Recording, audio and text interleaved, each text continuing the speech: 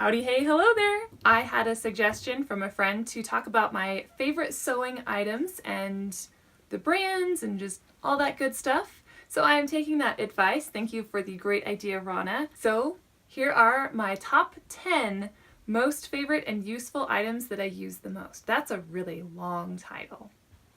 Hello, Bella.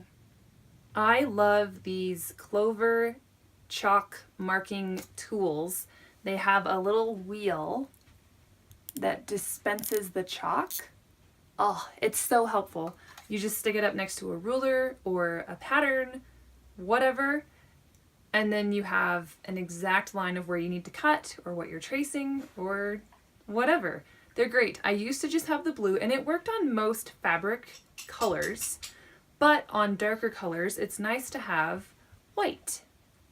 Or there's also red, because sometimes you just kind of need a different color than blue. Like if you're working with blue fabric and it's white or light blue, like with my toilet paper roll quilt, it would have been so nice to have the red to mark off my quilting lines. But anywho, it's kind of a pinkish red, but it's great to have a light, a dark, and a medium.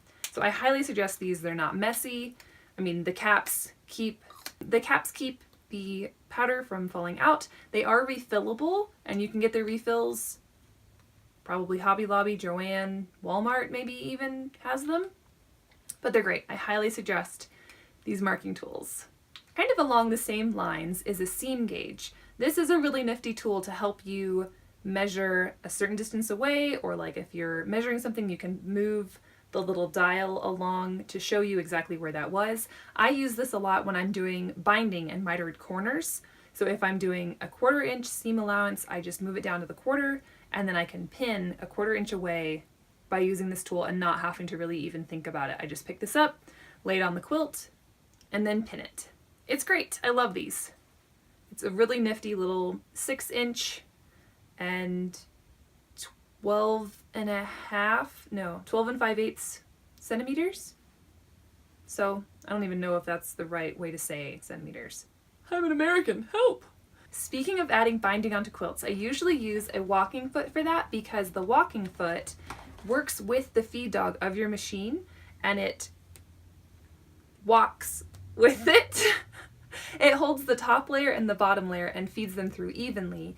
Whereas if you're just using your feed dogs, your machine has the foot, which is just applying pressure, but then the bottom will usually become a little bit skewed or staggered from the top because it's being pulled while the top is not.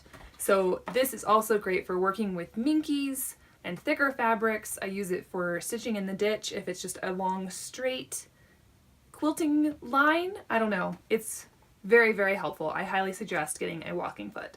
This is my bobbin case, and I also keep a needle in here just in case, like if I'm traveling, I just take all of my bobbins with me because then I can just kind of fish through and not have to find an empty one. I can just kind of go on to the same one or just find one that's almost empty, pull all that off, and it's just so nice and handy. I have this in a little drawer that's right underneath my sewing machine on my sewing machine table. It's just very helpful to have all of them within hand's reach, because as soon as you sit down you're thinking, okay, I have my thread, I have my fabric, I'm ready to sew, and then you realize I don't have a bobbin for this one yet, or I have a bobbin and it's all the way across the room. So that is kind of frustrating sometimes, but this really helps to resolve that as long as you can keep it close to your machine. I believe I found this one at Hobby Lobby. I think, I mean, it's not that I know of, it's not built for bobbins, but it's just a little 5-piece, like there's 5 rows that you can put bobbins in, and they just happen to fit really nicely. So I've just used this as a bobbin case. Magnetic pin cushion. This will change your life. Like seriously, not having to stick the pin into a pin cushion is life-changing, because if you're working on something, you can just kind of take the pin out and then just toss it and it lands there and you don't have to worry about it. Also, if for some reason your pins would spill, it's a hardy magnet. So you can just run it over the floor, like obviously take all of them off so that you're not just leaving more on the floor, but you can run it along the floor or a couch or wherever it was that you were sitting when they spilled, and then you can pick them up with the magnet. Speaking of pin magnets, I have this awesome tool. I believe I got this in Quilt Sampler in Tulsa, which is now closed. Oh, I miss you, Quilt Sampler, even though I don't live in Tulsa anymore. I'm still kind of sad. That was like my young, well, I'm still young, I suppose. I don't know. Who knows anymore? It was like where I definitely found an interest in quilting. So it's a very strong magnet on this end. It has a light. Mine burned out and I just need to get different batteries for it. But it's really helpful because you just turn it and then the light turns on and you can see where your pins are on the floor. But the best part of all is the fact that it extends a ton. It's not even done yet. Oh, there. I think that's as far as it goes. That's huge. This is really helpful. I tend to keep this with me if I'm at my machine. I usually keep it in that same little drawer because then if I drop a pin, I can just reach with this and not have to get out of my chair onto the floor, waste all that time. It's just so helpful. And if you drop something into your couch like I do, recliner, you can stick this in there and fish around for it, and it's a very strong magnet. So just kind of getting close-ish to it, and it finds it. It's very helpful. I think you can also find these at like Home Depot, Lowe's, any kind of hardware store type of place. It says it's Max Force is the brand, and I have seen them at either a Lowe's or a Home Depot. I can't remember for sure which one it was, but I remember thinking, hey, what is that doing here? That's a sewing tool, but I don't think it is. I think that they just saw that and thought, hey, that'd be a great sewing tool.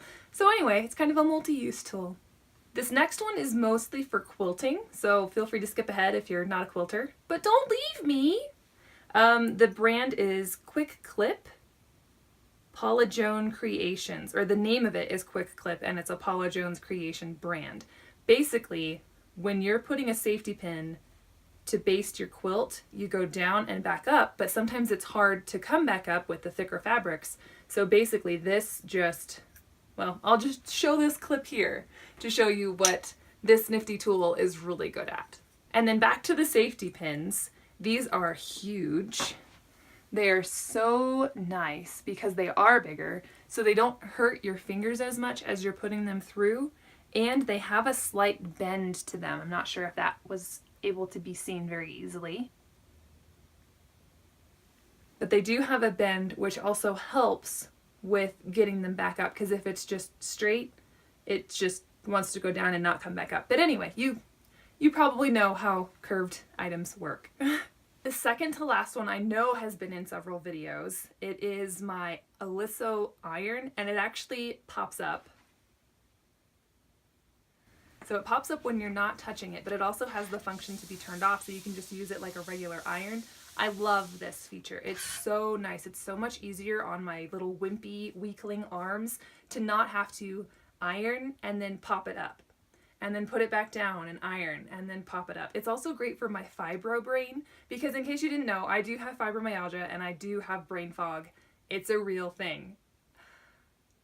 But the iron is safe when it's down. As long as you have the feet pop up capability on, you can leave it down. And it's also more stable, so then it doesn't want to fall off your ironing board, which is great. Another ironing tool, and sadly my last thing for this video, is the Clover Press Perfect Hot Hemmer. This thing saves me, like I jokingly say it has saved me years of my life, but it could be at this point. It is a little nylon flopped soft ruler, and you don't have to use a seam gauge and pins then when you're hemming something, or like with my drawstring backpack tutorial. I needed to fold in 1/4 inch and then 1/4 inch. I didn't have to take my seam gauge and measure it 1/4 inch away from the edge and then fold it or mark it or pin it or whatever. I just put that down wrong side up and then flipped it over onto it and then ironed it. I use this all the time.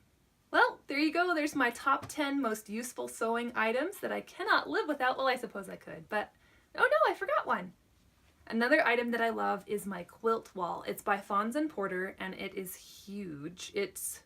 I think it's only about 1.5 feet smaller than my actual wall. I'm looking this way because in my sewing room, this is where it is. It's kind of like a flannel graph, if you know what that is.